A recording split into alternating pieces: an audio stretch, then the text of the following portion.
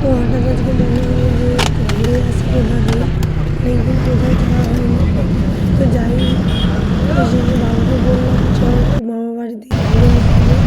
বাসে উঠে পড়েছি, তো এত ভিড় ছিল বাসে, বসার জায়গা পাইনি।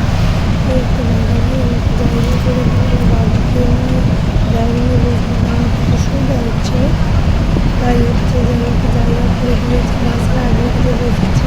আমার বাবারও ভালো লাগছে, কত সুন্দর রাস্তা দেখছে, কত গাড়ি দেখছে।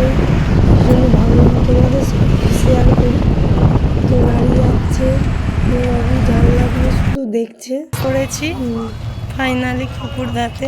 এবারে বাপের বাড়ির দিকে রাস্তার দিকে যাচ্ছি, যে এখানে ব্রিজ হচ্ছে নতুন খুকুরদা। ব্রিজটা ভেঙে আবার নতুন ব্রিজটা হচ্ছে, কাজ চলছে ব্রিজে। আবার আমাকে টেকার ধরতে হবে, টেকারে করে আবার যেতে হবে।